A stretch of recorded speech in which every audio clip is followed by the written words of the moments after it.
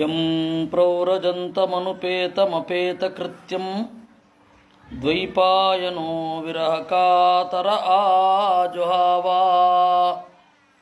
ಪುತ್ರ ಇತಿ ತನ್ಮಯತಯಾ ತರವೋಪಿ ನೇದುಃ ತಂ ಸರ್ವಭೂತಹೃದಯಂ ಮುನಿಮಾನತೋಸ್ಮಿ ಯಸ್ಯಾನುಭಾವಮಖಿಲಶ್ರುತಿಸಾರಮೇಕಂ ಅಧ್ಯಾತ್ಮದೀಪಮತಿತಿತೀರ್ಷತಾಂ ತಮೋಂಧಂ ಸಂಸಾರಿಣಾಂ ಕರುಣಯಾಃ ಪುರಾಣಗುಹ್ಯಂ ತಂ ವ್ಯಾಸಸೂನುಮುಪಯಾಮಿ ಗುರುಂ ಮುನೀನಾಂ ನಾರಾಯಣಂ ನಮಸ್ಕೃತ್ಯ ನರಂ ಚೈವ ನರೋತ್ತಮಂ ದೇವೀಂ ಸರಸ್ವತೀಂ ವ್ಯಾಸಂ ತತೋ ಗ್ರಂಥಮುದೀರಯೇ ಮಾತರ್ಮೇ ಮಾತರಿಶ್ವನ್ನ ಪಿತರತುಲಗುರೋ ಭ್ರಾತರಿಷ್ಟಾಪ್ತಬಂಧೋ ಸ್ವಾಮಿನ್ ಸರ್ವಾಂತರಾತ್ಮನ್ನಜರಜರಯಿತರ್ಜನ್ಮ ಮೃತ್ಯಾಮಯಾನಾಂ ಗೋವಿಂದೇ ದೇಹಿ ಭಕ್ತಿಂ ಭವತಿ ಚ ಭಗವನ್ನೂರ್ಜಿತಾಂ ನಿರ್ನಿಮಿತ್ತಾಂ ನಿರ್ವ್ಯಾಜಾಂ ನಿಶ್ಚಲಾಂ ಸದ್ಗುಣಗಣಬೃಹತೀಂ ಶಾಶ್ವತೀಂ ಆಶುದೇವಾ. ಶ್ರೀಶುಕೌವಾಚ ವೃತ್ರೇ ಹತೆ ತ್ರಯೋ ಲೋಕಾ ವಿನಾಶಕ್ರೇಣ ಭೂರಿದ ಸಪಾಲಾ ಹ್ಯಭವನ್ ಸದ್ಯಃ ವಿಜ್ವರಾ ನಿರ್ವೃತೇಂದ್ರಿಯಾಃ. ವೃತ್ರೇ ಹತೆ, ವೃತ್ರ ಸತ್ತ ಮೇಲೆ ವಿನಾಶಕ್ರೇಣ ಇಂದ್ರನನ್ನು ಬಿಟ್ಟರೆ ಉಳಿದವರೆಲ್ಲ ಸುಖವಾಗಿದ್ದರು. ವಿಜ್ವರಾಹ ಆಸನ್, ಮೂರು ಲೋಕಗಳು ಕೂಡ ಸುಖ ಶಾಂತಿಗಳಿಂದ ಕೂತಿದ್ವು, ಬಹಳ ನೆಮ್ಮದಿ ಇತ್ತು. ದೇವರ್ಷಿ ಪಿತೃಭೂತಾನಿ ದೈತ್ಯಾ ದೇವಾನುಗಾಶ್ಚಯೇ ಪ್ರತಿಜಗ್ಮುಹು ಸ್ವಧಿಷ್ಣ್ಯಾನಿ ಬ್ರಹ್ಮ ಈಶ ಇಂದ್ರಾದಯಸ್ತತಃ.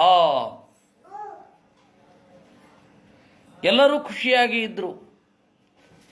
ತಮ್ಮ ತಮ್ಮ ಲೋಕದಲ್ಲಿ ತಾವು ಮತ್ತೆ ನೆಲೆಗೊಂಡರು. ತಾತ್ಕಾಲಿಕ ಯುದ್ಧ ವಿರಾಮ ಘೋಷಣೆ ಆಯಿತು. ವೃತ್ರನಂತಹ ಇನ್ನೊಬ್ಬ ಹುಟ್ಟಿದಾಗ ಮತ್ತೆ ಅದು ಮುಂದುವರ್ಕೊಂಡು ಹೋಗುತ್ತೆ. ಅಲ್ಲಿಯ ತನಕ ಒಂದು ಯುದ್ಧ ವಿರಾಮ, ಉಳಿದವರಿಗೆಲ್ಲ ನೆಮ್ಮದಿ, ಇಂದ್ರನಿಗೆ ಬಿಟ್ಟು.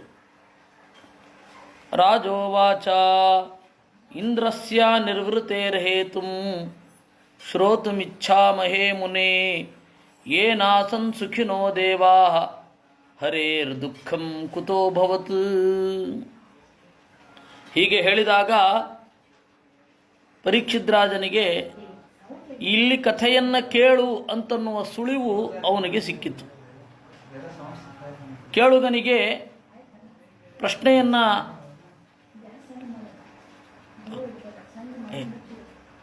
ಕೇಳಬೇಕು ಅಂತ ಹೇಳುಗ ಕೆಲವೊಮ್ಮೆ ಸೂಚಿಸ್ತಾನೆ. ಅದರಲ್ಲಿ ಈ ಥರದ್ದು ಒಂದು. ಅವನದನ್ನೇ ಕೇಳಿದ ಪರೀಕ್ಷಿದ್ರಾಜ, ಸ್ವಾಮಿ ಏನಾಸನ್ ಸುಖಿನೋ ಭೂವನ್, ಉಳಿದವರಿಗೆಲ್ಲರಿಗೂ ಸುಖ ಉಂಟಾಯಿತಂತೆ, ಆದರೆ ಇಂದ್ರನಿಗೆ ಮಾತ್ರ ಸುಖ ಆಗಲಿಲ್ವಂತೆ. ಯಾಕೆ ಇದು ಹೀಗೆ? ಎಲ್ಲರಿಗೂ ಸುಖ ಆಗಬೇಕು ಅಂತ ತಾನೆ. ಎಲ್ಲರ ಸುಖದಲ್ಲಿ ಇಂದ್ರನ ಸುಖ ಇದೆ, ಇಂದ್ರನ ಸುಖದಲ್ಲಿ ಎಲ್ಲರ ಸುಖ ಇದೆ. ಆದ್ದರಿಂದಾಗಿ ಇಂದ್ರ ಸುಖಪಟ್ಟಿಲ್ಲ, ಉಳಿದವರೆಲ್ಲ ಸುಖ ಪಡ್ತಾ ಇದ್ದಾರೆ ಅಂದರೆ ಏನರ್ಥ? ಶ್ರೀ ಶುಕೌವಾಚ ವೃತ್ರ ವಿಕ್ರಮ ಸಂವಿಜ್ಞಾಃ ಸರ್ವೇ ದೇವಾಃ ಸಹರ್ಷಿಭಿಃ ತದ್ವಧಾಯಾರ್ಥಯನ್ನಿಂದ್ರಂ ನೈಚ್ಛದ್ಭೀತೋ ಬೃಹದ್ವಧಾತ್. ಅದಕ್ಕೆ ಶುಕಾಚಾರ್ಯರು ಉತ್ತರ ಕೊಡ್ತಾ ಇದ್ದಾರೆ. ವೃತ್ರ ವಿಕ್ರಮ ಸಂವಿಜ್ಞಾಃ, ವೃತ್ರನ ಪರಾಕ್ರಮದಿಂದ ಬೆದರಿ ಪ್ರತಿಯೊಬ್ಬರೂ ಕೂಡ ತದ್ವಧಾಯ ಅರ್ಥಯನ್ನಿಂದ್ರಂ, ಇಂದ್ರನನ್ನು ಮೊದಲೇ ಕೇಳಿದ್ರು, ಆದರೆ ನೈಚ್ಛದ್ಭೀತೋ ಬೃಹದ್ವಧಾತ್, ಬ್ರಹ್ಮಹತ್ಯೆ ಆಗತ್ತೆ ಅಂತನ್ನುವ ಹಿನ್ನೆಲೆಯಲ್ಲಿ ಅವನು ಹಿಂದೆ ಸರಿದಿದ್ದ. ವಸ್ತುತಃ ವೃತ್ರ ಬ್ರಾಹ್ಮಣ ಅಲ್ವೇ ಅಲ್ಲ. ವೃತ್ರ ಬ್ರಾಹ್ಮಣ ಆದರೆ ರಾವಣನೂ ಬ್ರಾಹ್ಮಣ ಆಗಬೇಕಾಗತ್ತೆ. ಅವನನ್ನು ದೈತ್ಯ ಅಂತ ಯಾಕೆ ಕರೀತಾರೆ? ರಾಕ್ಷಸ ಅಂತ ಯಾಕೆ ಕರೀತಾರೆ? ತಾಯಿಯ ಹುಟ್ಟಿನಿಂದ ಹುಟ್ಟು ಯಾವತ್ತೂ ತೀರ್ಮಾನ ಆಗೋದು, ಯಾವತ್ತೂ ಕೂಡ ಹುಟ್ಟು ತಾಯಿಯಿಂದ, ಜಾತಿ ತಾಯಿಯಿಂದ, ಗುಣಾಹ ಪಿತುಃ ಮಾತೃಜಾತಿ ಸುತಾನಾಂ ಅಂತ ಇದೆ. ಅದರಿಂದಾಗಿ ಆಚಾರ್ಯರು ಈ ನಿರ್ಣಯ ಎಲ್ಲಿ ಕೊಡ್ತಾರೆ ಅಂದರೆ, ಇರಾವಾನ್ ನಾಗಜಾತಿಗೆ ಸೇರಿದವ. ಯಾಕೆ ಅಂತಂದರೆ ಉಲೂಪಿ ನಾಗಜಾತಿಯವಳಾದ್ದರಿಂದ. ಅವನು ಕ್ಷತ್ರಿಯ ಆಗಲಿಲ್ಲ ಇರಾವಾನ್. ಯಾಕೆ ಅಂತಂದರೆ ತಂದೆ ಮತ್ತು ತಾಯಿ ಇಬ್ಬರು ಸೇರಿದಾಗ ತಾಯಿಯ ಜಾತಿ ಪರಿಗಣನೆಗೆ ಬರುತ್ತೆ ವಿನಃ ತಂದೆಯ ಜಾತಿ ಅಲ್ಲ. ಆ ಹಿನ್ನೆಲೆಯಲ್ಲಿ ತಾಯಿಯನ್ನು ನೋಡಿದರೆ ತ್ವಷ್ಟೃವಿನ ಹೆಂಡತಿ, ಅವಳು ದೈತ್ಯ ಜಾತಿಯವಳು. ಹಾಗಾಗಬೇಕಿತ್ತು ವಸ್ತುತಃ. ಇನ್ನು ರಾವಣನ ತಾಯಿಯೂ ಕೂಡ ತಂದೆ ಬ್ರಾಹ್ಮಣ ಆದರೂ ತಾಯಿ ರಾಕ್ಷಸಿ. ಅವರನ್ನು ಬ್ರಾಹ್ಮಣರು ಅಂತ ಹೆಂಗೆ ಪರಿಗಣನೆ ಮಾಡ್ತೀರಾ? ಈ ಎಲ್ಲ ಸಮಸ್ಯೆಗಳು ಬರುತ್ತೆ. ಅದಕ್ಕೆ ಅವರು ಅದಲ್ವೇ ಅಲ್ಲ. ಹಾಗಾದರೆ ಪುರಾಣದಲ್ಲಿ ಹೀಗೆ ಹೇಳಿದ್ರು ನೋಡಿ, ಬೃಹದ್ವಧಾತ್ ಅಂತ ಉಂಟು. ಬ್ರಾಹ್ಮಣನನ್ನು ಕೊಂದ ಹಾಗಾಗತ್ತೆ ಅಂತ ಹೇಳಿ ಹಿಂದೆ ಸರಿದ. ಆ ಜ್ಞಾನವೂ ಇತ್ತು. ಈ ರಾವಣ ಪೌರೋಹಿತ್ಯ ಮಾಡಿಸ್ತಾ ಇದ್ದ ಅಂತ ಹೇಳ್ತಾರೆ. ಪ್ರಾಯ ಅಸಿಸ್ಟೆನ್ಸ್ಗೆ ಹೋಗಿದ್ದವರು ಹೇಳಿರಬಹುದೇನೋ. ಆದರೆ ರಾವಣ ಎಲ್ಲಿಯೂ ಕೂಡ ಪೌರೋಹಿತ್ಯ ಮಾಡ್ತಾ ಇರಲಿಲ್ಲ. ಇವು ಭಾರಿ ಕಂಡವರ ಹಾಗೆ ಅವನು ಪೌರೋಹಿತ್ಯ ಮಾಡಿಸ್ತಾ ಇದ್ದ, ಸೇತು ಬಂಧನಕ್ಕೆ ಮುಹೂರ್ತ ಕೊಟ್ಟವನೇ ಅವನು ಅಂತ ಇವರು ನೋಡಿ ಬಂದವರ ಹಾಗೆ ಹೇಳ್ತಾರೆ. ಹಾಗಿಲ್ಲ ಅಲ್ಲಿ. ಆಮೇಲೆ ಯಾವುದೋ ಒಂದು ಜ್ಯೋತಿಷ್ಯ ತೋರಿಸ್ಬಿಟ್ಟು ರಾವಣ ಜ್ಯೋತಿಷ ಅಂತಾರೆ. ಅದೆಲ್ಲ ಎಲ್ಲಿಂದ ಬಂತೋ. ಆಮೇಲೆ ಋಗ್ವೇದ ಯಜುರ್ವೇದಕ್ಕೆ ಒಂದು ವ್ಯಾಖ್ಯಾನ ಇದೆ, ರಾವಣ ಭಾಷ್ಯ ಅಂತ. ಯಾರೋ ಒಬ್ಬ ರಾವಣ, ಲೋಕದಲ್ಲಿ ಒಬ್ಬ ರಾವಣ. ಈಗ ನಮ್ಮ ಇದರಲ್ಲಿ ಬಸವನಗುಡಿನಲ್ಲಿ ಒಬ್ಬ ಲಂಕೇಶ ಇರಲಿಲ್ವೇ? ಹಾಗೆ ಅಲ್ಲೊಬ್ಬ ರಾವಣ ಲಂಕೇಶ. ಅವನು ಯಾರೋ ಬರೆದದ್ದು ಭಾಷ್ಯ. ಸರಿ, ರಾವಣನೇ ತ್ರೇತಾಯುಗದ ರಾವಣನೇ ಇದನ್ನು ಬರೆದಿದ್ದು. ರಾಮನನ್ನು ಕೊಲ್ಲಲಿಕ್ಕಿಂತ ಒಂದು ಸ್ವಲ್ಪ ರಾಮನಿಂದ ಸಾಯೋದಕ್ಕೆ ಒಂದು ಸ್ವಲ್ಪ ಮೊದಲು ಸಮಾಪ್ತಿ ವಾಕ್ಯ ಬರೆದಿಟ್ಟು ಬಂದು ಸತ್ತ ಅನ್ನೋ ಹಾಗೆ ಮಾತನಾಡ್ತಾರೆ. ಹಾಗೇನಿಲ್ಲ. ಅದರಿಂದಾಗಿ ಅದೆಲ್ಲ ಬೃಹತ್ ಬ್ರಾಹ್ಮಣರಲ್ಲ. ವೃತ್ರ ಅನ್ನೋನು ಬ್ರಾಹ್ಮಣ ಅಲ್ಲ. ಮತ್ತು ಬ್ರಾಹ್ಮಣ ಅಂತ ಹೇಳ್ತಾರೆ, ಅದು ದರ್ಶನ ಭಾಷೆ. ಅವನ ಒಂದು ಮಾತು ಇತ್ಯಾದಿಗಳನ್ನು ನೋಡಿ ಅವನನ್ನು ಒಂದು ಸ್ವಲ್ಪ ಗೌರವದಿಂದ ಕಾಣ್ರಿ ಅನ್ನೋ ದೃಷ್ಟಿಯಿಂದ ವೃತ್ರನನ್ನು ಬ್ರಾಹ್ಮಣನಂತೆ ಬಿಂಬಿಸಿದರು. ವಸ್ತುತಃ ವೃತ್ರ ಬ್ರಾಹ್ಮಣ ಅಲ್ಲ, ಜಾತಿಯಿಂದ ಅಲ್ಲ, ವರ್ಣದಿಂದ ಆಗಿದ್ದಾನು. ಅವನು ಚಿತ್ರಕೇತು ಅಂತ ಹೇಳಿ ಒಬ್ಬ ಭಾಗವತ ಮಾಡಿದ ಸಣ್ಣ ತಪ್ಪಿನಿಂದ ಆ ತರಹ ಆಗಿದ್ದು. ಅದರಿಂದಾಗಿ ಈ ಶ್ಲೋಕ ಏನಿದೆ, ತದ್ವಧಾಯ ಅರ್ಥಯನ್ನಿಂದ್ರಂ ನೈಚ್ಛದ್ಭೀತೋ ಬೃಹದ್ವಧಾತ್ ಅನ್ನೋದು ದರ್ಶನವೇ ವಿನಃ ಸಮಾಧಿ ಅಲ್ಲ. ಹಾಗಾದರೆ ಭಾಗವತ ಬರೆದದ್ದು ಸಮಾಧಿನಾನುಸ್ಮರ ಯದ್ವಿಚೇಷ್ಟಿತಂ ಅಂತ ಹೇಳ್ತಾರಲ್ಲ, ಸಮಾಧಿ ಭಾಷೆಯಿಂದಲೇ ಗ್ರಂಥವನ್ನು ರಚನೆ ಮಾಡಿ ಅಂತ.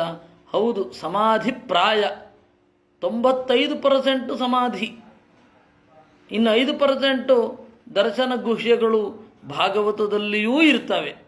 ಅದರಿಂದಾಗಿ ನೈಚ್ಛದ್ಭೀತೋ ಬೃಹದ್ವಧಾತ್ ಅಂತ ಹೇಳಿದರೆ ಇದು ದರ್ಶನವೇ ವಿನಃ ಸಮಾಧಿ ಅಲ್ಲ. ಇಷ್ಟರೊಂದಿಗೆ ಮುಂದೆ ಹೋಗೋಣ. ಇಂದ್ರೌವಾಚ ಸ್ತ್ರೀಭೂಜಲದ್ರುಮೈರೇನೋ ವಿಶ್ವರೂಪವದೋದ್ಭವಂ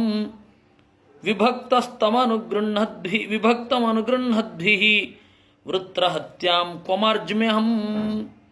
ಸ್ತ್ರೀಯರಲ್ಲಿ, ಭೂಮಿಯಲ್ಲಿ, ನೀರಿನಲ್ಲಿ, ಮರಗಳಲ್ಲಿ ಹಂಚಿದ ಪಾಪ ಬ್ರಹ್ಮಹತ್ಯಾ ಪಾಪ. ಯಾವುದದು? ವಿಶ್ವರೂಪ ಹತಿಯಿಂದ ಉದ್ಭವವಾದದ್ದು. ವಿಶ್ವರೂಪ ವಧೋದ್ಭವಂ, ಅದನ್ನು ಹಂಚಿದ್ದಂತೆ. ಇನ್ನು ವೃತ್ರಹತ್ಯೆಯನ್ನು ಎಲ್ಲಿ ತೊಳ್ಕೊಳ್ಳಿ? ಇನ್ನು 4 ಜನರನ್ನು ಎಲ್ಲಿಂದ ಹುಡುಕಲಿ ಅಂತ ಹೇಳಿ ಅವನು ಅಂದ. ಋಷಯಸ್ತದುಪಾಕರ್ಣ್ಯ ಮಹೇಂದ್ರಮಿದಮಬ್ರುವನ್ ಯಾಜಯಿಷ್ಯಾಮಭದ್ರಂತೆ ಹಯಮೇಧೇನ ಮಾಸ್ಮಭೈ. ಆಗ ಋಷಿಗಳೆಲ್ಲ ಹೇಳಿದರು, ಅಶ್ವಮೇಧ ಯಾಗವನ್ನು ನಿನ್ನ ಕೈನಲ್ಲಿ ಮಾಡಿಸ್ತೇವೆ, ಆಗ ನಿನ್ನ ಪಾಪ ಎಲ್ಲ ಪರಿಹಾರ ಆಗತ್ತೆ. ಹಯಮೇಧೇನ ಪುರುಷಂ ಪರಮಾತ್ಮಾನಮೀಶ್ವರಂ ಇಷ್ಟ್ವಾ ನಾರಾಯಣಂ ದೇವಂ ಮೋಕ್ಷಸೇಪಿ ಜಗದ್ವಧಾತ್. ಅಶ್ವಮೇಧ ಯಾಗವನ್ನು ಮಾಡಿ ಅದರ ಮೂಲಕ ಪರಮಾತ್ಮನನ್ನು ಪೂಜಿಸಿದರೆ ಇಡೀ ಜಗತ್ತನ್ನೇ ಕೊಂದ ಪಾಪದಿಂದ ಇದು ಮುಕ್ತನಾಗಬಹುದು. ಇನ್ನು ವೃತ್ರನನ್ನು ಕೊಂದ ಪಾಪದಿಂದೇನು? ಇದೆಲ್ಲ ಗುಹ್ಯ. ವಸ್ತುತಃ ವೃತ್ರನನ್ನು ಕೊಂದ ಪಾಪ ಅಂತ ಬಂದದ್ದು ಇಂದ್ರನ ಪ್ರಾರಬ್ಧ. ಆ ಪಾಪ ಏನಿದೆ ಅದು ಪರಿಹಾರ ಆಗೋದು ಯಾಗಾದಿಗಳಿಂದಲ್ಲ, ಜಪಾದಿಗಳಿಂದಲೇನೆ. ಇಂದ್ರೋ ವೃತ್ರಂ ಹತ್ವಾ ಮಹಾನಭವತ್ ತನ್ಮಹಾವ್ರತಸ್ಯ ಮಹಾವ್ರತತ್ವಂ. ಇಂದ್ರನು, ಇದು ವೇದ, ಇದು ವೃತ್ರಂ ಹತ್ವ, ವೃತ್ರನನ್ನು ಕೊಂದು ಮಹಾನ್ ಆದ, ಅದರಿಂದಾಗಿ ಅವನು ಮಹೇಂದ್ರ. ಇಂದ್ರ ವೃತ್ರನನ್ನು ಕೊಂದದ್ದರಿಂದಲೇ ಅವನು ಮಹೇಂದ್ರ. ಆದ್ದರಿಂದಾಗಿ ಮಹಾವ್ರತವನ್ನು ಮಹಾವ್ರತ ಅಂತ ಕರೀತಾರೆ. ವೇದ ಹೀಗೆ ಹೇಳುವಾಗ ವೃತ್ರಹತ್ಯೆಯಿಂದ ಪಾಪ ಬಂದದ್ದು ಅಂದರೆ ಏನು? ಅವನಿಗೆ ಇನ್ನಷ್ಟು ಪುಣ್ಯ ಮಾಡುವ ಯೋಗ ಇತ್ತು, ಅಷ್ಟೇ, ಅದು ಬಂತು. ಈಗ ಸ್ವರ್ಗಲೋಕದಲ್ಲಿ ಹಸಿವೆ ಆಗತ್ತಾ ಆಗಲ್ವಾ? ಆಗತ್ತೆ. ಹಸಿವು ಆಗದೇ ಇದ್ದರೆ ಗತಿ ಏನು? ಹಸಿವು ಆಗತ್ತೆ. ಹಸಿವು ಅನ್ನೋದು ಸ್ವರ್ಗಲೋಕದವರಿಗೆ ಭೋಗ ಸಾಧನವೇ ವಿನಃ ಪೀಡಾ ಸಾಧನ ಅಲ್ಲ. ಹಸಿವು ಭೋಗ ಸಾಧನ, ಪೀಡಾ ಸಾಧನ ಅಲ್ಲ. ಹಾಗೆ ಇಂದ್ರನ ಪಾಪ ಅನ್ನೋದು ಪುಣ್ಯೋದರ್ಕವೇ ವಿನಃ ಪಾಪ ಅಂತ ಪ್ರತ್ಯೇಕ ಒಂದಿಲ್ಲ. ಇದು ಆಚಾರ್ಯರು ಕೊಡುವ ನಿರ್ಣಯ. ಈ ಆಚಾರ್ಯರ ನಿರ್ಣಯಕ್ಕನುಗುಣವಾಗಿ ನಾವು ಅರ್ಥ ಮಾಡಿಕೊಳ್ಬೇಕು.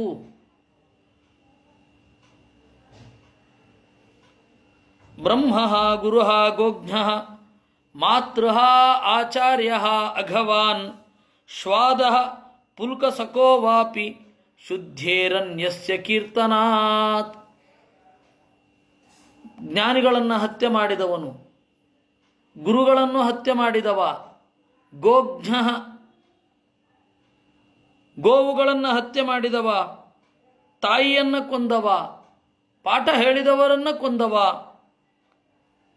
ಚಂಡಾಲ, ಪುಲ್ಕಸ, ಇವರೆಲ್ಲರೂ ಕೂಡ ಯಾರ ಕೀರ್ತನೆಯನ್ನು ಮಾಡಿ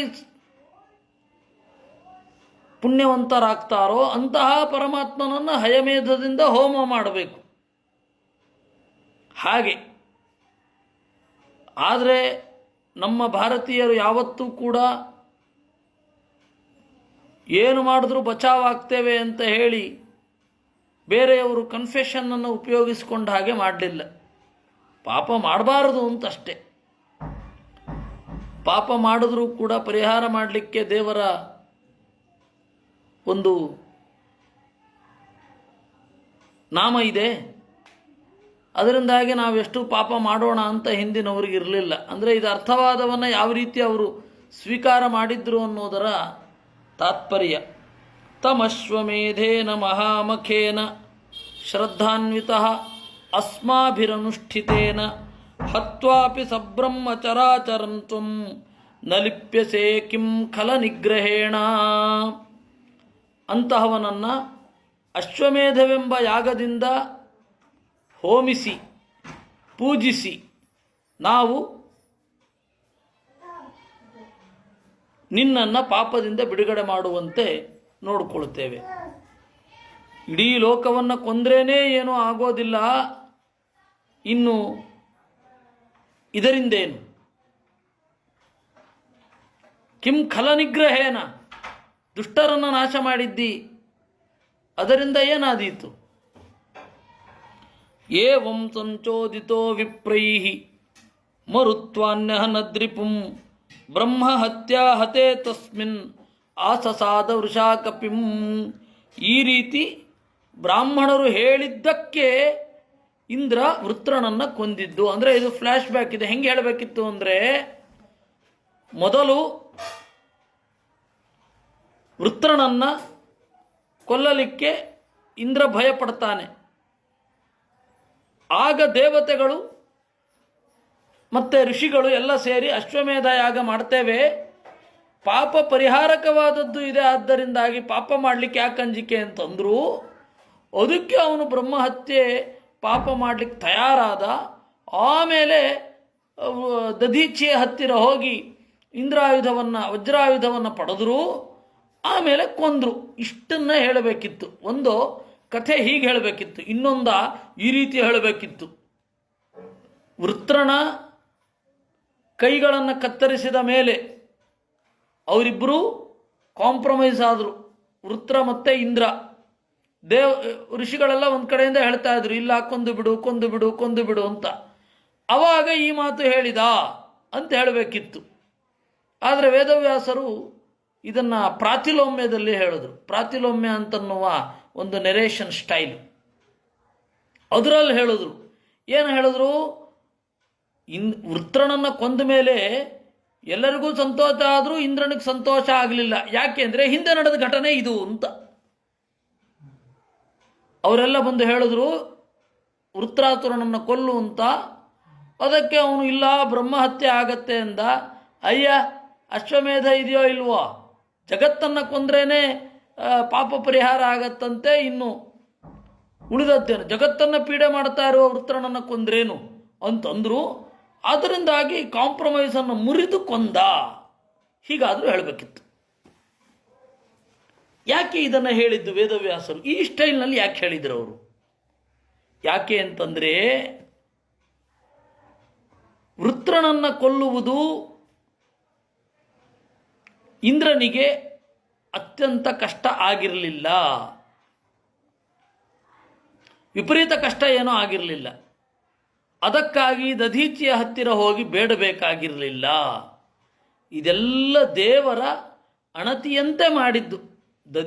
ದಧ್ಯಂಗಾಥರ್ವಣನಿಗೆ ಕೀರ್ತಿ ಬರಬೇಕು, ಅದಕ್ಕಾಗಿ ದೇವರು ಹೇಳಿದಂತೆ ಕೇಳಿದ್ದು. ವಸ್ತುತಃ ವೃತ್ರ ಇಂದ್ರನಿಗೆ ದೊಡ್ಡ ತುತ್ತೇ ಅಲ್ಲ.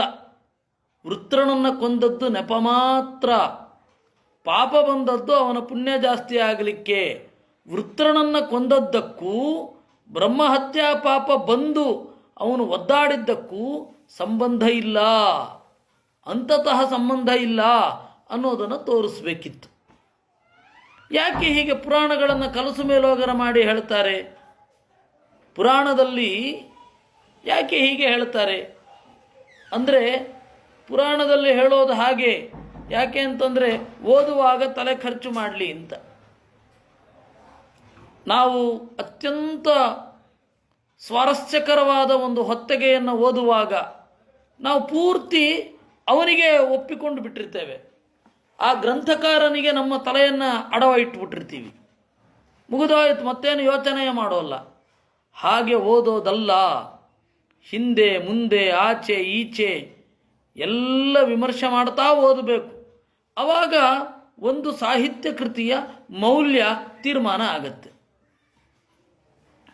ಇಲ್ಲ ಅಂತ ಹೇಳಿದ್ರೆ ಸಾಹಿತ್ಯ ಕೃತಿಯ ಮೌಲ್ಯ ತೀರ್ಮಾನ ಆಗೋದಿಲ್ಲ. ವೇದವ್ಯಾಸರ ಸಾಹಿತ್ಯವನ್ನು ಓದುವಾಗ ವಿಶೇಷತಃ ಇದು ನಮಗೆ ಉಳಿದ ಸಾಹಿತ್ಯಗಳನ್ನು ಯಾಕೆ ಹೀಗೆ ಮಾಡಬೇಕು, ಯಾಕೆ ಓದಬೇಕು ಅನ್ನೋದಕ್ಕೆ ವೇದವ್ಯಾಸರು ನಮಗೆ ಕಲಿಸಿಕೊಟ್ಟದ್ದು. ವೇದವ್ಯಾಸರ ಆ ಪಾಠವು ಗುಟ್ಟಿನಲ್ಲೇ ಆಗಿ ಹೋಯಿತು. ಅದು ಅರ್ಥ ಆಗಿರಲಿಲ್ಲ, ಅದು ಗುಹ್ಯವೇ. ಅದನ್ನು ಆಚಾರ್ಯರು ಬಂದು ಹೇಳಿದ್ದಾಯಿತು.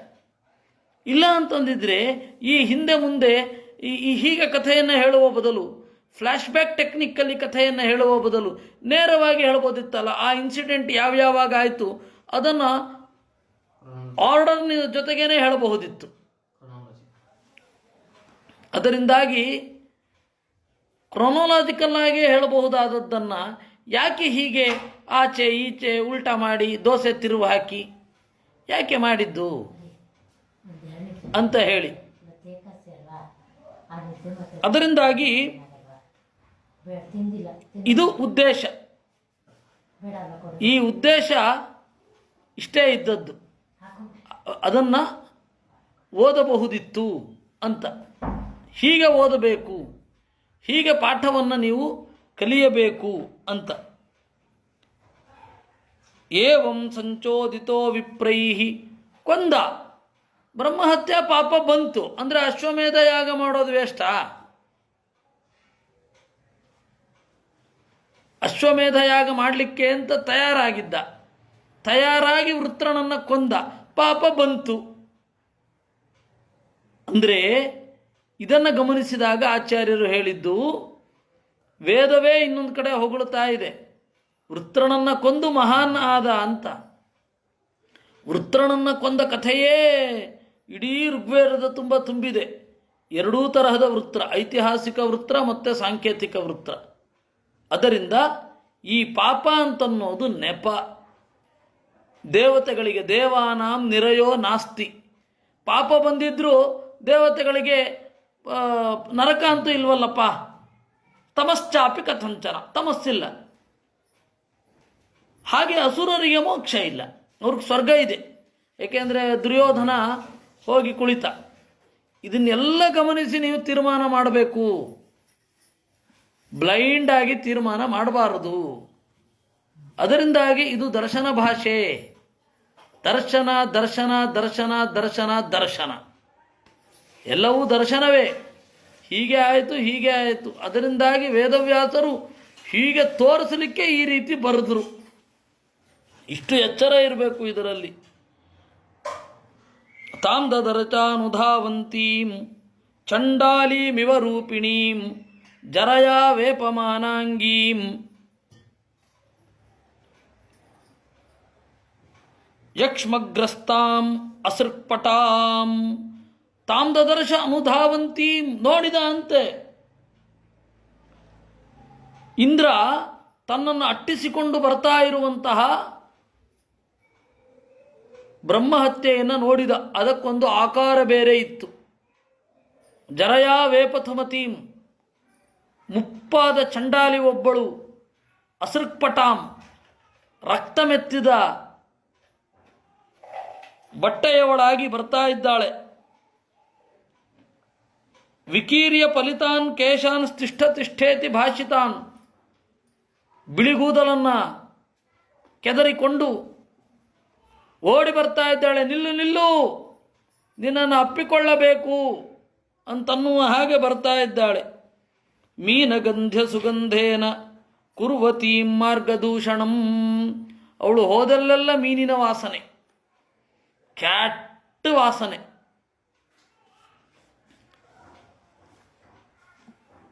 ಕೊಳತು ಹೋದ ಮೀನಿನ ವಾಸನೆ. ಅದರಿಂದಾಗಿ ಅವಳು ಬಂದ ದಾರಿಯಲ್ಲೆಲ್ಲ ಅದೇ ಕೆಟ್ಟ ವಾಸನೆ ಇದೆ. ಮೀನಗಂಧಿ ಅಸುಗಂಧೇನ, ಮೀನಿನ ವಾಸನೆ ಮೈಯಿಂದ ಹೊರಹೊಮ್ಮುತ್ತಾ ಇದೆ. ಅಸುಗಂಧೇನ ಕುರ್ವತಿ ಮಾರ್ಗದೂಷಣಂ, ಅವಳಿಂದ ಕೆಟ್ಟ ವಾಸನೆ ಹೊರಹೊಮ್ಮಿ ಇಡೀ ದಾರಿ ಕಲುಷಿತವಾಗ್ತಾ ಇದೆ. ನ ಭೋಗತೋ ದಿಶಸ್ಸರ್ವಾಃ ಸಹಸ್ರಾಕ್ಷೋ ವಿಶಾಂಪತೆ ಪ್ರಾಗುದೀಚೀಂ ದಿಶಂ ದೃಷ್ಟ್ವಾ ಪ್ರವಿಷ್ಟಃ ಪ್ರಾಪಮಾನಸಂ. ಆಮೇಲೆ ಈಶಾನ್ಯ ದಿಕ್ಕಿನ ಕಡೆಗೆ ಓಡಿದ ಅಂತೆ. ಪ್ರಾಕ್ ಉದೀಚೀಂ, ಇಂಗ್ಲೀಷಿಗೂ ಸಂಸ್ಕೃತಕ್ಕೂ ಇಲ್ಲೊಂದು ಸಾಮ್ಯ ಇದೆ. ಅವರು ಹೇಗೆ ನಾರ್ತ್ ಈಸ್ಟ್ ಅಂತ ಹೇಳ್ತಾರೋ ಹಾಗೆ ಇಲ್ಲಿ ಪ್ರಾಕ್ ಉದೀಚಿ. ಪೂರ್ವ ಮತ್ತು ಪಶ್ಚಿಮದ ನಡುವೆ ಇರೋದು ಪ್ರಾಗುದೀಚಿ. ಆ ದಿಕ್ಕಿನಲ್ಲಿ ಓಡಿದರು. ಕೆಲವೊಂದು ಸಾಮ್ಯ ಇರುತ್ತೆ, ಕೆಲವೊಂದು ವೈಷಮ್ಯ ಇರುತ್ತೆ ಭಾಷೆಯಲ್ಲಿ. ಕನ್ನಡದಲ್ಲಿ ಮತ್ತು ಇಂಗ್ಲೀಷಿನಲ್ಲಿ ಒಂದು ಸಾಮ್ಯ ಇದೆ. 40 ಆದಮೇಲೆ 9 ಹೇಳೋದು, 49. 40 ಕೂಡಿಸು 9 49. ಇನ್ನು ಸಂಸ್ಕೃತದಲ್ಲಿ ಹಾಗಲ್ಲ. ಊನ ಏಕೋನ ಪಂಚವಿಂಶ 49, 50ಕ್ಕೆ ಕಡಿಮೆ. ಏಕಾನ್ನ ಪಂಚವಿಂಶ ಅಂತಲೂ ಹೇಳ್ತಾರೆ. 1ರಿಂದ 50 ಆಗಲಿಲ್ಲ. ಏಕಾನ್ನ ಪಂಚಾಶತ್, 50ರಿಂದ 1 ಆಗಲಿಲ್ಲ, 1ರಿಂದ 50 ಆಗಲಿಲ್ಲ ಅಂತಂದರೆ 49 ಅಂತ. ಅದರಿಂದಾಗಿ ಕೆಲವೊಂದು ಸಾಮ್ಯಗಳಿದೆ. ಹಾಗೆ ಇದೊಂದು ಪ್ರಾಗುದೀಚಿ. ಈ ದಿಕ್ಕಿನಲ್ಲಿ ಓಡಿದ ಅಂತ ಈಶಾನ್ಯ ದಿಕ್ಕಿನಲ್ಲಿ ಓಡಿದ್ರೆ ಸಿಗತಕ್ಕಂಥದ್ದು ಮಾನಸ ಸರೋವರ. ಸಾವಸತ್ ಪುಷ್ಕರ ನಾಳತಂತೂನ್ ಅಲಬ್ಧ ಭೋಗೋ ಯದಿಹಾಗ್ನಿದೂತ ವರ್ಷಾಣಿ ಸಾಹಸ್ರಮಲಕ್ಷಿತೋಬ್ಧಿ ಸಂಚಿಂತಯನ್ ಬ್ರಹ್ಮವಧಾದ್ವಿಮೋಕ್ಷಂ. ಪುಷ್ಕರ ನಾಳತಂತೂನ್, ಆ ಕಮಲದ ನಾಳದಲ್ಲಿ ಕುಳಿತುಕೊಂಡು ನಿರಂತರವಾಗಿ ದೇವರನ್ನು ಚಿಂತನೆ ಮಾಡಿದ, ಅಗ್ನಿದೂತನಾಗಿ ಚಿಂತನೆ ಮಾಡಿದ. ಯದಿ ಅಗ್ನಿದೂತ, ಅಗ್ನಿದೂತ ಅಂತ ಹೇಳಿದ್ರಿಂದಾಗಿ ಇನ್ನು ಒಂದು ಸೂಚನೆ ಸಿಕ್ಕಿತು. ಆ ಸಾವಿರಾರು ವರ್ಷಗಳ ತನಕ ಅಥವಾ ಆ ದೀರ್ಘವಾದ ಕಾಲದಲ್ಲಿ ಯಾರು ಹೋಮ ಮಾಡಲಿಲ್ವೇ, ಇಂದ್ರನಿಗೆ ಆಹುತಿಯನ್ನು ಹಾಕಲಿಲ್ವೇ? ಹಾಕಿದ್ರು, ಅದನ್ನು ಅವನು ಭೋಗಿಸ್ತಾ ಇದ್ದ, ಏನು ತೊಂದರೆ ಇಲ್ಲ. ಆ 1000 ವರ್ಷ ಅವನು ಮಾಡ್ತಾ ಇದ್ದ ಅಂದರೆ ಆ ಟೈಮಿನಲ್ಲಿ ಯಾರೂ ಕೂಡ ಹೋಮನೇ ಮಾಡಲಿಲ್ವೇ? ಇಂದ್ರನನ್ನು ಆರಾಧಿಸಲೇ ಇಲ್ವೇ? ಹೋಮ ಮಾಡಬೇಕಾದ್ರೆ ದೇವತೆಗಳ ಪಟ್ಟಿಯಲ್ಲಿ ಇಂದ್ರನೂ ಇದ್ದಾನೆ. ಅವನಿಗೆ ಅದನ್ನು ಕೊಡಲಿಲ್ವೇ ಅಥವಾ ಕೊಟ್ಟಿದ್ದು ತಲುಪಲಿಲ್ವೇ? ಕೊಟ್ಟರು ತಲುಪಲಿಲ್ಲ ಅಂತ ಇಟ್ಕೊಳ್ಳೋಣ ಅಂತ ಅನ್ನಬೇಡಿ. ಅಗ್ನಿದೂತ ಅಂತ ಹೇಳಿದ್ದಾರೆ. ಅಗ್ನಿದೂತನಾಗಿ ಸ್ವೀಕಾರ ಮಾಡ್ತಾ ಇದ್ದ. ಮನೋಮಾನಿಯಾದ ಇಂದ್ರನನ್ನು ಚಿಂತನೆ ಮಾಡುವಾಗ ಆ ಪ್ರಾರ್ಥನೆ ಮನಸ್ಸಿಗೆ ತಲುಪ್ತಾನೆ ಇತ್ತು. ಒಂದೋ ಆ ಇಂದ್ರಾಯ ಸ್ವಾಹ ಅನ್ನೋದಕ್ಕೆ ಬೇರೆ ಅರ್ಥ ಮಾಡಬೇಕು. 2 ದಾರಿ ಉಂಟು. ಅದಕ್ಕೆ 2 ದಾರಿಯನ್ನು ತೆಗೆದುಕೊಳ್ಳಬಹುದು ಅಂತ ಹೇಳಲಿಕ್ಕೆ ಭಾಗವತದಲ್ಲಿ ಅಗ್ನಿದೂತ ಅಂತಂದರು. ಯಾವ ವ್ಯಾಖ್ಯಾನದಲ್ಲಿಯೂ ಈ ತರಹದ ಸಮಸ್ಯೆಗಳನ್ನು ಪರಿಹಾರ ಮಾಡಲೇ ಇಲ್ಲ. ಯಾಕೆ ಅಂತ ನನಗೆ ಇನ್ನೂ ಅರ್ಥ ಆಗಲಿಲ್ಲ. ಒಂದೋ ವ್ಯಾಖ್ಯಾನಕಾರರು ಹೀಗೆ ಹೇಳಬೇಕಿತ್ತಲ್ವಾ, ಇಷ್ಟು ವರ್ಷಗಳ ಕಾಲ ಹೋಮವನ್ನು ಮಾಡಲೇ ಇಲ್ಲ ಅಂತನಾದರೂ ಹೇಳಬೇಕಿತ್ತು. ವರ್ಷಾಣಿ ಸಾಹಸ್ರಮಲಕ್ಷಿತೋದ್ಭಿ ಸಂಚಿಂತಯನ್ ವೃತ್ರವಧಾದ್ವಿಮೋಕ್ಷಂ. ಅದರಿಂದ ಬಿಡುಗಡೆ ಆಗೋದು ಯಾವಾಗ ಅಂತ ಚಿಂತನೆ ಮಾಡ್ತಾ ಇದ್ದ. ಇದು ಒಂದು. ವೃತ್ರವಧಾದ್ವಿಮೋಕ್ಷಂ ಅನ್ನೋದು ದೇವರಿಗೆ ವಿಶೇಷಣ. ವೃತ್ರವಧೆಯಿಂದ ಬಿಡುಗಡೆ ಮಾಡಿಸುವ ದೇವರನ್ನು ಚಿಂತನೆ ಮಾಡ್ತಾ ಇದ್ದ. ಹೀಗೆ ಅರ್ಥ ಮಾಡಬೇಕು. ಇಲ್ಲ ಅಂತ ಹೇಳಿದರೆ ಯಾವಾಗ ಅವಳು ಕಾದು ಕಾದು ಸುಸ್ತಾಗಿ ಹೋಗ್ತಾಳೆ ಅಂತನಾ ಚಿಂತನೆ ಮಾಡಬೇಕಾದದ್ದು? ದೇವರಂತಾನೆ. ಮತ್ತೆ ಅದು ಸಾಂಕೇತಿಕ. ಇಂದ್ರ ಕಂಡ ಅಂತ ಹೇಳಿ ಕಂಡದ್ದು. ಬ್ರಹ್ಮಹತ್ಯೆ ರೂಪಿಣೀಂ ಇವ, ಅದಕ್ಕೆಲ್ಲ ಒಂದೊಂದು ಸಂಕೇತ ಇದೆ. ಬ್ರಹ್ಮಹತ್ಯೆಗೆ ಅಸೃಕ್ಪಟಾಂ, ರಕ್ತವನ್ನು ಉಟ್ಟುಕೊಂಡದ್ದು ಅಂದರೆ ಜ್ಞಾನಿಯನ್ನು ಕೊಂದದ್ರಿಂದಲೇ ಬಂದದ್ದು ಅಂತನ್ನೋ ಹಾಗೆ ಅಸೃಕ್ಪಟಾಂ, ರಕ್ತವರ್ಣದ ಬಟ್ಟೆ ಹುಟ್ಟಿದ್ಲು ಅವಳು ಅಂದರೆ ಹಾಗರ್ಥ. ರಕ್ತವರ್ಣದ ಬಟ್ಟೆ ಹುಟ್ಟಿದ್ಲು ಅಂತ ಹೇಳಿದರೆ ಬ್ರಹ್ಮಹತ್ಯೆ ಬ್ರಾಹ್ಮಣನ ರಕ್ತಪಾತದಿಂದ ಬಂದದ್ದು ಅಂತ. ಇನ್ನು ಯಕ್ಷ್ಮಗ್ರಸ್ತಾಂ, ಅವಳಿಗೆ ಕ್ಯಾನ್ಸರ್ ಇತ್ತು ಅಂತ ಅರ್ಥ ಮಾಡಬಾರದು. ಯಕ್ಷ್ಮ ಅಂತಂದರೆ ಕ್ಯಾನ್ಸರ್. ಅವಳಿಗೆ ಕ್ಯಾನ್ಸರ್ ಇತ್ತು ಅಂತ ಅರ್ಥ ಮಾಡಬಾರದು. ಅದು ಮಹಾರೋಗಕ್ಕೆ ಕಾರಣ ಅಂತ. ಹೀಗೆ ಇವೆಲ್ಲ ಸಾಂಕೇತಿಕ. ಅದಕ್ಕೆ ಇವ ಅನ್ನೋ ಶಬ್ದವನ್ನು ಹಾಕಿದ್ದು. ರೂಪಿಣೀಮಿವ ಬ್ರಹ್ಮಹತ್ಯಾಂ ದದರ್ಶ, ರೂಪಿಯಂತೆ ಬ್ರಹ್ಮಹತ್ಯೆಯೇ ಮೈವೆತ್ತು ಬಂದಂತೆ ಅದನ್ನು ಕಂಡ. ಅಂದರೆ ಬ್ರಹ್ಮಹತ್ಯೆ ಪಾಪ ಬಂದಿತು ಅಂತ ಹೇಳಿ ಆಂತರಿಕ ಸಂವೇದನೆಯೇ ವಿನಃ ಹೊರಗಡೆ ಅವಳೊಬ್ಬಳು ಆಕಾರ ತಳ್ಳಿಬಿಟ್ಟು ಬಂದಿದ್ದಲ್ಲ. ಅದರಿಂದ ವಿಮೋಕ್ಷಂ ಅಂತಂದರೆ ದೇವರನ್ನ ಕುರಿತು ಪ್ರಾರ್ಥನೆ ಮಾಡ್ತಾ ಇದ್ದ. ಸರಿ, ಪರಿಹಾರ ಆದರೆ ಗೊತ್ತಾಗೋದು ಹೇಗೆ? ಮನಸ್ಸಿನಲ್ಲಿ ಪೂರ್ತಿ ನಿರಾಳತೆ ಆದರೆ ಪರಿಹಾರ ಆಗಿದೆ ಅಂತ. ಹೀಗೆ ಅರ್ಥ ಮಾಡಬೇಕು, ಬೇರೆ ರೀತಿಯಾಗಿ ಅರ್ಥ ಮಾಡಲಿಕ್ಕೆ ಬರುವಲ್ಲ. ಯಾಕೆಂದರೆ ಇವ ಅಂತ ಅಲ್ಲಿ ಶಬ್ದ ಪ್ರಯೋಗ ಮಾಡಿದ್ದಾರೆ. ವೃತ್ರವಧಾದ್ ವಿಮೋಕ್ಷಂ ಅನ್ನೋಲ್ಲಿ ದೇವರು ಅಂತ ಅರ್ಥ ಮಾಡಬೇಕು. ದೇವರನ್ನು ಚಿಂತನೆ ಮಾಡ್ತಾ ಕೂತ. ಈಗಲೇ ಪರಿಹಾರ ಆಗಬೇಕು, ಆಗಲೇ ಪರಿಹಾರ ಆಗಬೇಕು ಅಂತ ದೇವರಿಗಿಲ್ಲ. ಏಕೆಂದರೆ ಏವಮೇವ ಜಹಿತ್ವಾಷ್ಟ್ರಂ ಅಂತ ಹೇಳಿದ್ದಾನೆ ಅವನು. ಯದಿ ಮನ್ಯತೆ ದೇವತೆಗಳು, ನೀನು ಕೊಲ್ಲು, ನೀನು ಬಯಸುವುದಾದರೆ. ವಜ್ರಾಯುಧದಲ್ಲಿ ದೇವರ ತೇಜಸ್ಸು ಸೇರಿಕೊಂಡಿದೆ ಅಂತ ಇದೆ. ಅಂದರೆ ಕೊಂದದ್ದು ದೇವರು. ಸರಿ, ದೇವರು ಕೊಂದಿದ್ದಾರೆ, ನಮ್ಮಲ್ಲೂ ಅದೇ ರೀತಿ ಆಗೋದು. ಆದರೆ ನಮ್ಗೆ ಅಭಿಮಾನ ಇರುತ್ತೆ ಅಂದರೆ ಆ ಅಭಿಮಾನವೂ ಇಂದ್ರನಿಗಿಲ್ಲ. ಯಾಕೆ ಅಂದರೆ ನನ್ನ ಒಳಗಡೆ ನಿಂತು ಮಾಡಿಸ್ತಾ ಇದ್ದಾನೆ ದೇವರು ಅಂತ ಹೇಳಿ ಅವನಿಗೆ ಅಷ್ಟೇ ಎಚ್ಚರ ಇಲ್ವಾ? ಹಾಗಾದರೆ ಅವನು ಅಲಿಪ್ತನಾಗಬೇಕಿತ್ತು, ಬ್ರಹ್ಮಹತ್ಯೆ ಯಾಕೆ ಬಂತು? ಇದಕ್ಕೆಲ್ಲ ಇದೊಂದೇ ಉತ್ತರ. ಆಚಾರ್ಯರು ತಾತ್ಪರ್ಯ ನಿರ್ಣಯದಲ್ಲಿ ಹೇಳಿದ್ದನ್ನು ಕೇಳಬೇಕು ಅಷ್ಟೆ, ಅದಕ್ಕನುಗುಣವಾಗಿ ಅರ್ಥ ಮಾಡಬೇಕು. ತಾವತ್ರಿಣಾಕಂ ನಹುಶ್ಚಾಸ ವಿದ್ಯಾ ತಪೋ ಯೋಗ ಬಲಾನುಭಾವ ಸಸಂಪದೈಶ್ವರ್ಯ ಮದಾಂಧ ಬುದ್ಧಿ ನೀತಸ್ಥಿರಶ್ಚಾಂ ಗತಿಮಿಂದ್ರ ಪತ್ನ್ಯಾ. ಅಲ್ಲಿ ತೆರವಾಗಿತ್ತು. ಇಂದ್ರನ ತಪಸ್ಸಿನಿಂದ ತೆರವಾಗಿದ್ದ ಜಾಗವನ್ನು ನಹುಷ ತುಂಬಿದ. ನಹುಷ ಕೂತುಕೊಳ್ಳಿಕ್ಕೆ ಯೋಗ್ಯತೆ ಬರಬೇಕಲ್ಲ. ಯೋಗ್ಯತೆ ಇಲ್ಲದೆ ಇದ್ದವರು ಈ ಸೀಟಿನಲ್ಲಿ ಕೂಡ್ತಾರೆ, ಅದರಿಂದಾಗಿ ನಮಗೇನು ಅನಿಸಲ್ಲ. ಆ ಸೀಟಿನಲ್ಲಿ ಯೋಗ್ಯತೆ ಇದ್ದವರೇ ಕೂಡೋದು. ಆದ್ದರಿಂದಾಗಿ ಎಲ್ಲರ ತಪಸ್ಸು, ಬಲ, ಐಶ್ವರ್ಯ, ಧ್ಯಾನದ ಫಲ ಅವುಗಳನ್ನೆಲ್ಲ ಅವನು ಹೊಂದಿ ಅಲ್ಲಿ ಕೂತಿದ್ದ. ಅಲ್ಲ, ದೇವತೆಗಳು ಹಂಗಾಮಿ ಪ್ರಧಾನಿ ಅಂತ ಒಬ್ಬ ಮಾಡಬಹುದಿತ್ತಲ್ಲ. ನಾಣ್ಯಸ್ಯ ಪದಮಾಪ್ಸ್ಯಂತಿ ತದ್ದೇವಾನಾಂ ವ್ರತಂ ಪರಂ. ಅಲ್ಲಿ ದೇವತೆಗಳು ಇನ್ನೊಬ್ಬರ ಪದವಿಯನ್ನು ಏರೋದಿಲ್ಲ, ಅವ್ರಿಗೆ ಆಸೆಯೇ ಇರೋಲ್ಲ. ಪ್ರಮೋಷನ್ ಅನ್ನೋದು ದೇವರು ಕೊಡ್ತಾನಷ್ಟೇ ವಿನಃ ಅವ್ರಿಗೆ ಪ್ರಮೋಷನ್ನಿನ ಆಸೆ ಇರಲ್ಲ.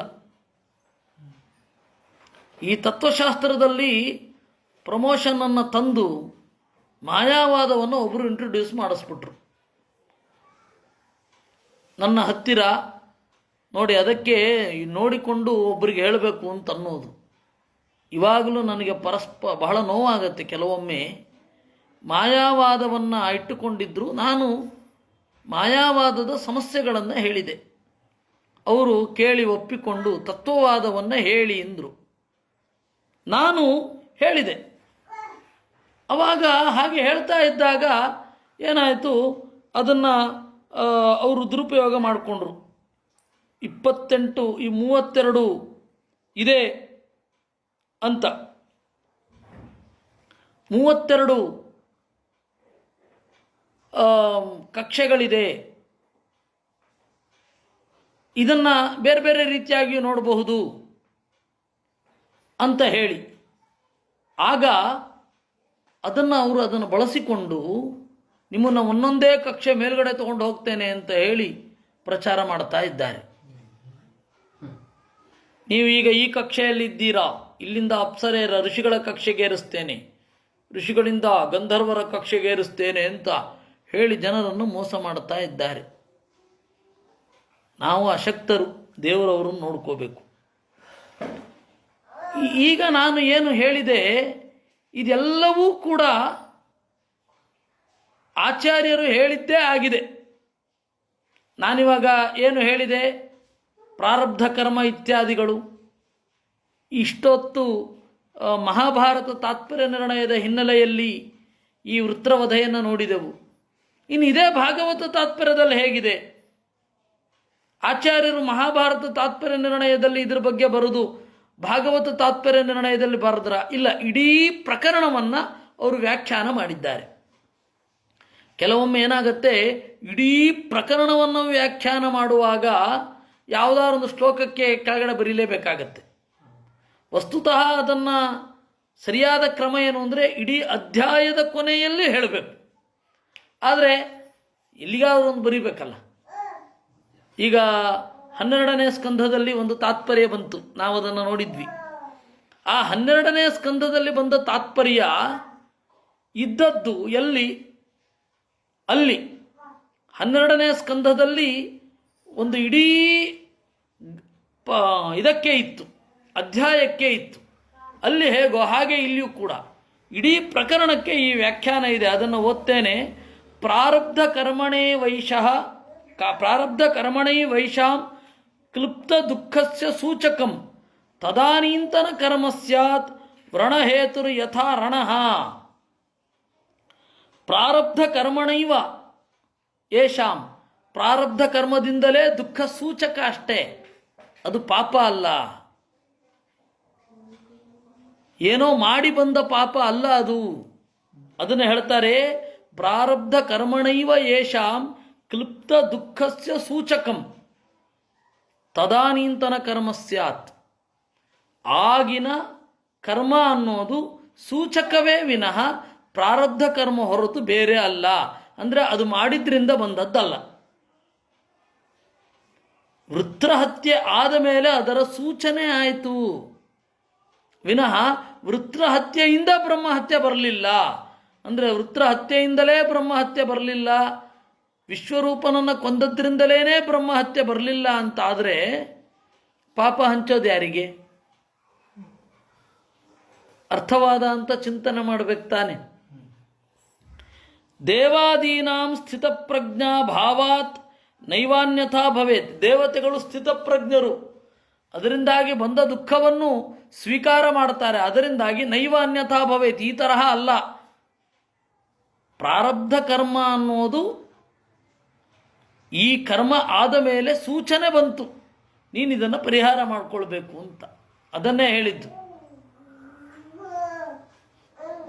ಪ್ರಾರಬ್ಧಮಪಿತು ಕ್ವಾಪಿ ಕಿಂಚಿತ್ ವಿಘಟಿತಂ ಭವೇತ್. ಮತ್ತೆ ಪ್ರಾರಬ್ಧ ಕರ್ಮ ಇದ್ದ ಮೇಲೆ ಅದನ್ನು ಇಂದ್ರ ಅನುಭವಿಸಬೇಕಾ?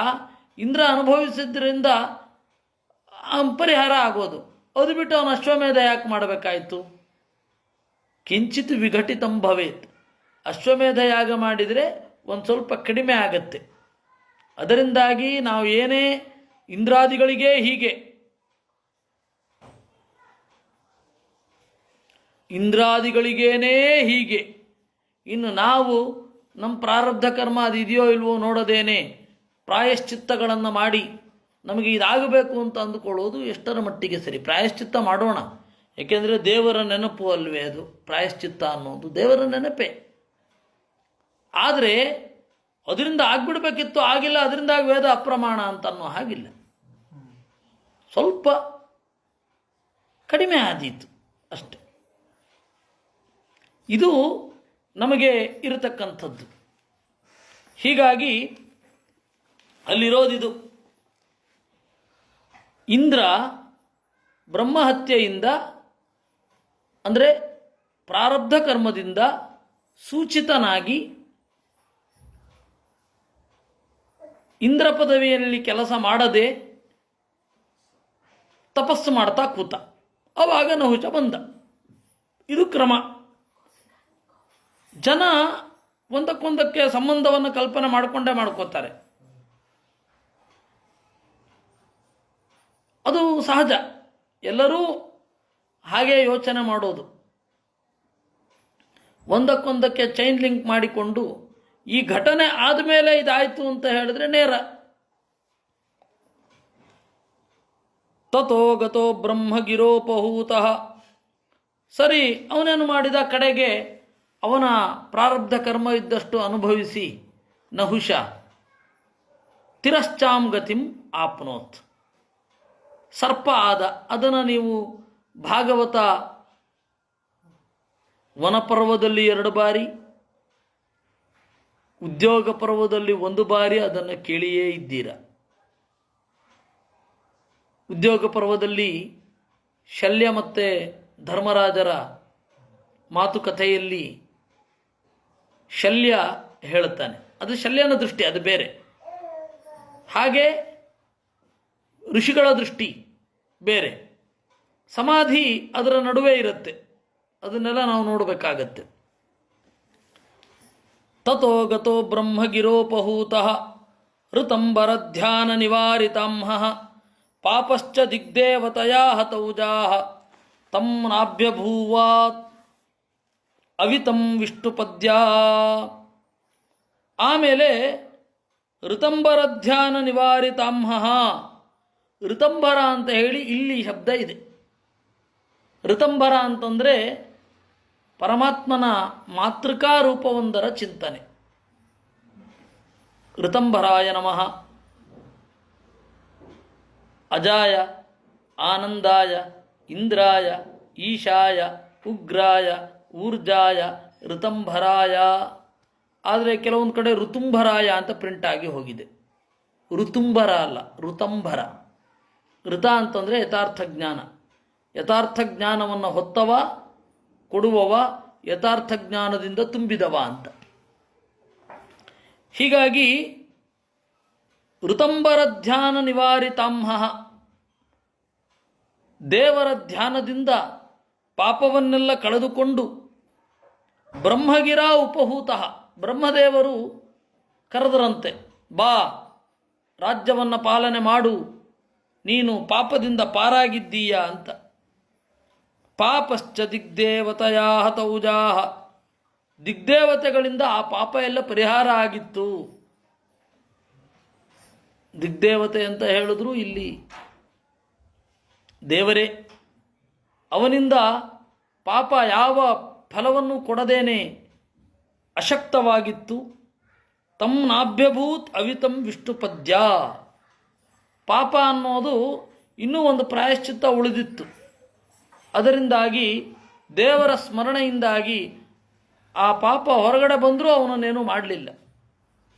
ನೋಡಿ, ಇದೆಲ್ಲ ಅರ್ಥವಾದ ಅನ್ನಲಿಕ್ಕೆ ಪಾಪ ಮತ್ತು ಪುಣ್ಯ ಅಂತ ಹೇಳಿದರೆ ಅದು ಮನಸ್ಸಿನ ಒಳಗಿನ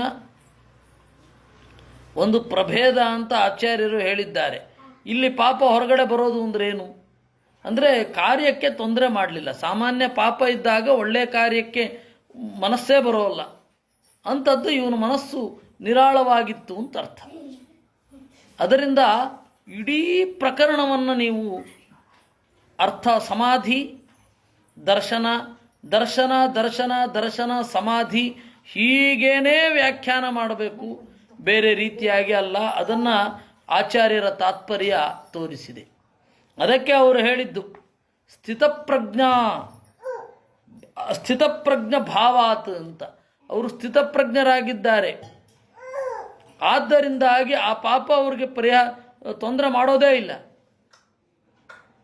ಹತ್ವಾಪಿ ಸೈಮಾನ್ ಲೋಕಾನ್ ಅಂತ ಹೇಳಿದ್ದಲ್ವ, ನನ್ನ ಭಕ್ತನಾಗಿ ನನ್ನನ್ನು ಕಾಣುವವ ಯಾವತ್ತೂ ಕೂಡ 3 ಲೋಕವನ್ನು ಕೊಂದರೂ ಪಾಪ ಇಲ್ಲ ಅಂತ.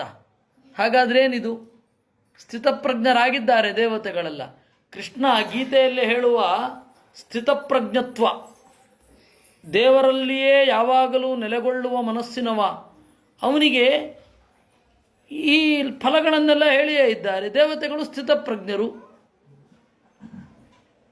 ಅದರಿಂದ ಪ್ರಾರಬ್ಧ ಕರ್ಮದ ಸೂಚನೆ ಅಷ್ಟೇ. ಅದನ್ನು ಇದು ಬ್ರಹ್ಮಹತ್ಯ ಪಾಪ ಅಂತ ಹೇಳಿ ಬೇರೆಯವರು ನೋಡಿದ್ರು. ಬೇರೆಯವರ ದೃಷ್ಟಿ, ವೃತ್ರನನ್ನು ಕೊಂದದ್ರಿಂದಾಗಿ ಬಂದದ್ದು ಅಂತ. ಅದನ್ನು ವೇದವ್ಯಾಸರು ನಮಗೆ ಕೊಡ್ತಾ ಹೋದರು. ಅಥೇಜ್ಯಮಾನೆ ತಂಚ ಬ್ರಹ್ಮರಚಯೋಭ್ಯೇತ್ಯ ಹಯಮೇಧೇನ ಭಾರತ ಯಥಾವದ್ದೀಕ್ಷಯಾಂಚಕ್ರುಹು ಪುರುಷಾರಾಧನೇನಃ. ಬ್ರಹ್ಮರ್ಷಿಗಳೆಲ್ಲ ಬಂದರು. ಇಂದ್ರ ಹೊರಗಡೆ ಬಂದು ಕೂಡಲೇ ಬ್ರಹ್ಮರ್ಷಿಗಳು ಬಂದರು. ಬ್ರಹ್ಮರ್ಷಿಗಳು ಬಂದು ಅಶ್ವಮೇಧ ಯಾಗದಿಂದ ದೀಕ್ಷಿತನನ್ನಾಗಿ ಮಾಡಿದರು. ಅಥೆಜ್ಯಮಾನೆ ಪುರುಚೆ ಸರ್ವಭೂತಮಯಾತ್ಮನಿ ಅಶ್ವಮೇಧೆ ಮಹೇಂದ್ರೇಣ ವಿತತೆ ಬ್ರಹ್ಮವಾದಿಭಿ. ಅಲ್ಲಿ ಇರುವ ಎಲ್ಲರೂ ಕೂಡ ಬ್ರಹ್ಮವಾದಿಗಳು. ಬ್ರಹ್ಮವಾದಿಗಳು ದೇವರನ್ನು ಉಪಾಸನೆ ಮಾಡುವವರು ವೇದದ ಮೂಲಕ. ಅಂತಹ ಬ್ರಹ್ಮವಾದಿಗಳು ನಿರಂತರವಾಗಿ ದೇವರನ್ನು ಚಿಂತಿಸಿ ಪೌರೋಹಿತ್ಯವನ್ನು ಮಾಡಿಸಿದರು. ಸವೈತ್ವಾಷ್ಟ್ರವದೋ ಭೂಯಾನ್ ಅಪಿ ಪಾಪ ಪರಂತಪ ನೀತಸ್ತೇನೈವ ಶೂನ್ಯೇನ ನೀಹಾರೈವ ಭಾನುನ. ದೇವರೇ ಆ ಪಾಪವನ್ನು ಪರಿಹಾರ ಮಾಡಿದ. ಹೇಗೆ? ನೀಹಾರೈವ ಭಾನುನ. ಸೂರ್ಯನಿಂದ ಇಬ್ಬನಿ ಕರಗುವ ಹಾಗೆ, ಸೂರ್ಯನಿಂದ ಇಬ್ಬನಿ ಕರಗುವ ಹಾಗೆ ಅದು ಪರಿಹಾರ ಆಗಿ ಹೋಯಿತು. ಸವಾಜಿಮೇಧೇನ ಯಥೋದಿತೇನ ವಿತಾಯಮಾನೇನ ಮರೀಚಿ ಮಿಶ್ರೈ ಇಷ್ಟ್ವಾಪಿ ಯಜ್ಞಂ ಪುರುಚಂ ಪುರಾಣಂ ಇಂದ್ರೋ ಮಹಾನ್ ಆಸ ವಿಧೂತ ಪಾಪಃ. ವಸ್ತುತಃ ಈ ತಾತ್ಪರ್ಯ ಆದಮೇಲೆ ಈ ಭಾಗ ಆದಮೇಲೆ ತಾತ್ಪರ್ಯ ಬರಬೇಕಿತ್ತು. ಈಗ ಇದೊಂದು ಟೆಕ್ನಿಕಲ್ ಪ್ರಾಬ್ಲಮ್ ಇದೆ, ಆಮೇಲೆ ಹೇಳ್ತೇನೆ ನಾನು. ಈ ಟೆಕ್ನಿಕಲ್ ಪ್ರಾಬ್ಲಮ್ಮು ಪ್ರಿಂಟ್ ಮಾಡೋದ್ರ ಬಗ್ಗೆ ಬಹಳ ಸಮಸ್ಯೆಗಳಿದೆ. ಅದನ್ನು ಹೇಗೆ ಅಂತ ಹೇಳ್ತೇನೆ. ಅದು ಈ ಶ್ಲೋಕ, ಈ ಅಧ್ಯಾಯ ಮುಗಿಸಿ. ಸವಾಜಿಮೇಧೇನ ಯಥೋದಿತೇನ, ಹಿಂದೆ ಹೇಳಿದ ರೀತಿಯಿಂದ ಅಶ್ವಮೇಧ ಯಾಗವನ್ನು ಮರೀಚಿ ಮೊದಲಾದ ಋಷಿಗಳ ಪೌರೋಹಿತ್ಯದಲ್ಲಿ ಮಾಡಿ ಪಾಪದಿಂದ ಬಿಡುಗಡೆ ಹೊಂದಿ ಮಹಾನ್ ಆಸ ಮಹೇಂದ್ರನಾದ. ಇದಂ ಮಹಾಖ್ಯಾನಮಶೇಷ ಪಾಪ್ಮನಾಂ ಪ್ರಕ್ಷಾಳನಂ ತೀರ್ಥಪದಾನುಕೀರ್ತನಂ ಭಕ್ತ್ಯುಚ್ಛ್ರಯಂ ಭಕ್ತಜನಾನುವರ್ಣನಂ ಮಹೇಂದ್ರ ಮೋಕ್ಷಂ ವಿಜಯಂ ಮರುತ್ವತಃ. ಈ ಮಹಾಖ್ಯಾನ ಹಿರಿದಾದ ಕಥೆ. ಈ ಹಿರಿದಾದ ಕಥೆಯನ್ನು ಯಾರು ಕೇಳ್ತಾರೆ ಅವರು ಚಿಂತನೆ ಮಾಡ್ತಾ ಇರ್ತಾರೆ. ಅವ್ರು ಯಾವ ಪ್ರಾಯಶ್ಚಿತ್ತವನ್ನು ಮಾಡಬೇಕಿಲ್ಲ, ಇದೇ ಸಾಕು. ಭಾಗವತ ಅನ್ನೋದು ಎಲ್ಲದಕ್ಕೂ ಸಬ್ಸ್ಟಿಟ್ಯೂಟ್. ಇದನ್ನು ಕೇಳ್ತಾ ಚಿಂತನೆ ಮಾಡ್ತಾ ಇದ್ದರೆ ಸಾಕು. ಅಂದರೆ ಪ್ರಾಯಶ್ಚಿತ್ತದಿಂದ ಏನು ಪರಿಣಾಮ ಆಗಬೇಕೋ ಅದಾಗತ್ತೆ. ಅಶೇಷ ಪಾಪ್ಮನಾಂ ಪ್ರಕ್ಷಾಳನಂ. ಯಾಕೆ? ತೀರ್ಥ ಪದಾನುಕೀರ್ತನಾತ್. ದೇವರ ಸ್ಮರಣೆ ಆಗ್ತಾ ಇರತ್ತೆ. ಪ್ರಾಯಶ್ಚಿತ್ತ ಅಂದರೆ ಅದೇ ತಾನೇ, ದೇವರ ಸ್ಮರಣೆಯೇ ಪ್ರಾಯಶ್ಚಿತ್ತ. ಭಕ್ತ್ಯುಚ್ಛ್ರಯಂ ಭಕ್ತಜನಾನುವರ್ಣನಂ ಮಹೇಂದ್ರ ಮೋಕ್ಷಂ ವಿಜಯಂ ಮರುತ್ವತಃ. ಅಲ್ರಿ, ಇಂದ್ರನ ಕಥೆ ಯಾಕೆ ಹೇಳಬೇಕಾಯಿತು ಅಂದರೆ ಇದು ಭಕ್ತಿಯನ್ನು ಉಂಟು ಮಾಡೋದು. ಭಕ್ತ್ಯುಚ್ಛ್ರಯಂ ಭಕ್ತಜನಾನುವರ್ಣನಂ ಪಠೇಯುರಾಖ್ಯಾನಮಿದಂ ತದಾ ಬುಧಾ ಶೃಣ್ವಂತ್ಯಥೋ ಪರ್ವಣಿ ಪರ್ವಣೀಂದ್ರಿಯಂ. ಇದನ್ನು, ಈ ಆಖ್ಯಾನವನ್ನು ಪರ್ವಗಳಲ್ಲಿ ಕೇಳಬೇಕು ಅಂತ. ಪರ್ವ ಅಂತಂದರೆ ಹುಣ್ಣಿಮೆ, ಅಮಾವಾಸ್ಯೆ. ಅಂದರೆ ನೀವು ಒಂದು ತಿಂಗಳು ಭಾಗವತ 10 ಅಧ್ಯಾಯ ದಿವಸಕ್ಕೆ ಮಾಡಿದರೆ 331 ಅಧ್ಯಾಯ ಆಗತ್ತೆ. 331 ಅಧ್ಯಾಯ, ಒಂದು ಅಧ್ಯಾಯ 10 ಅಂತಂದರೆ ಒಂದು ತಿಂಗಳು. ಕೆಲವೊಮ್ಮೆ ಆಸಕ್ತಿ ಬಂದಾಗ, ಅಧ್ಯಾಯ ಚಿಕ್ಕದಿದ್ದಾಗ ಹೆಚ್ಚು ಮಾಡಿದರೆ 12. ಒಂದು ತಿಂಗಳ ಒಳಗಡೆ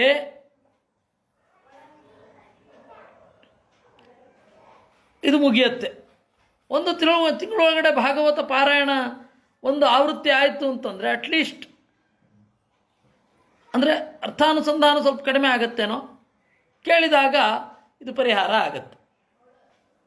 ಹಾಗೆ ಇದು ಪ್ರಾಯಶ್ಚಿತ್ತ ಆಗುತ್ತೆ. ಧನ್ಯಂ ಯಶಸ್ಯಂ ನಿಖಿಲಾಘಮೋಚನಂ ರಿಪುಂಜಯಂ ಸ್ವಸ್ಥಯನಂ ತಥಾಯುಷಂ.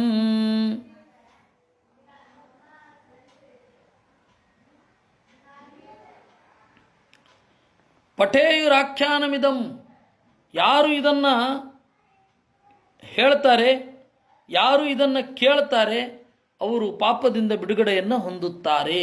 ಅದರಿಂದಾಗಿ ಇಂದ್ರ ಪಾಪ ಮಾಡಿಯೇ ಇರಲಿಲ್ಲ, ಅಥವಾ ಮಾಡಿದ ಪಾಪ ಮಾಡಿದವರೆಲ್ಲ ಬ್ರಹ್ಮಹತ್ಯೆಗೆ ಹೋಗ್ಲಿಕ್ಕಾಗಲ್ಲ. ಆ ಪದವಿಗೆ ಹೋಗುವವರು ಆ ತರಹದ ಪಾಪ ಮಾಡೋಲ್ಲ. ಇದೇ ತಾತ್ಪರ್ಯ. ಹೀಗೆ ಇತಿ ಶ್ರೀಮದ್ಭಾಗವತೆ ಷಷ್ಠಸ್ಕಂಧೆ ತ್ರಯೋದಶೋಧ್ಯಾಯ. ಇವತ್ತು ಇಲ್ಲಿ ಮುಗಿಸ್ತೇನೆ. ಪ್ರಿಂಟ್ ಮಾಡಬೇಕಾದ್ರೆ ಆಗುವ ಪ್ರಾಬ್ಲಮ್ಗಳನ್ನು ಹೇಳ್ತೇನೆ. ಈ ಮಹಾಭಾರತ ತಾತ್ಪರ್ಯ ನಿರ್ಣಯವನ್ನು, ಭಾಗವತ ತಾತ್ಪರ್ಯ ನಿರ್ಣಯವನ್ನು ಇದುವರೆಗೂ ಸರಿಯಾಗಿ ಮೂಲದ ಜೊತೆಗೆ ಪ್ರಿಂಟ್ ಮಾಡಲಿಕ್ಕಾಗಿಲ್ಲ. ಕಾರಣ ಏನು ಅಂತಂದರೆ, ಭಾಗವತದ ಜೊತೆಗೆ ತಾತ್ಪರ್ಯವನ್ನು ಪ್ರಿಂಟ್ ಮಾಡಲಿಕ್ಕೆ ಹೋದರೆ ಬಹಳ ದೊಡ್ಡದಾಗತ್ತೆ. ಇಲ್ಲವೇ 2-3 ಭಾಗದಲ್ಲಿ ಮಾಡಬೇಕು.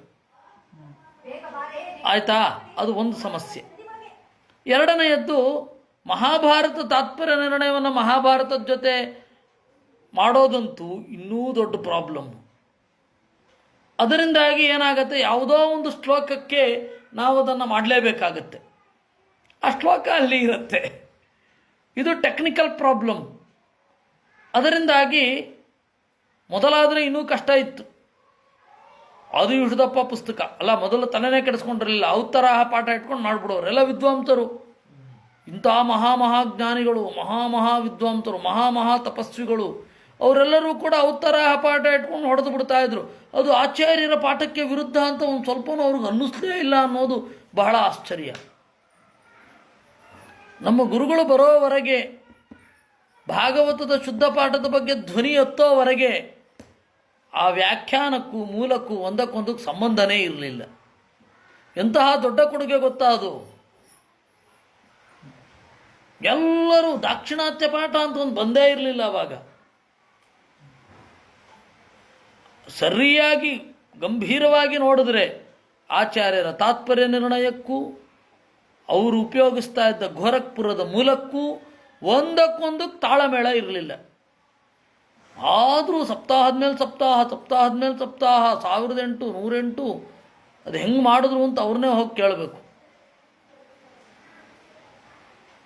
ಅವ್ರನ್ನೆಲ್ಲ ನಾನು ಅಲ್ಲಗೆಳಿತಾ ಇಲ್ಲ, ಬಹಳ ಪೂಜ್ಯರಿದ್ದಾರೆ ಅವರಲ್ಲಿ ಅನೇಕ ಜನ. ಆದರೆ ಆ ಗಮನಕ್ಕೆ ಬರಲಿಲ್ಲ.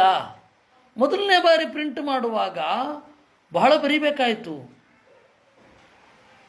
ನಮ್ಮ ಕಡೆ ಗುರುಗಳಿಗೆ ಹೇಳ್ತಾ ಇದ್ವಿ, ಇದು ಎರಡು ಒಟ್ಟಿಗೆ ಪ್ರಿಂಟ್ ಮಾಡಿದ್ರೆ ಭಾಗವತ ಮೂಲ ಹಾಗೂ ಭಾಗವತ ತಾತ್ಪರ್ಯ ಅದು ಟೆಕ್ನಿಕಲಿ ಬಹಳ ಕಷ್ಟ ಅಂತ ಹೇಳ್ತಾ ಇದ್ರು.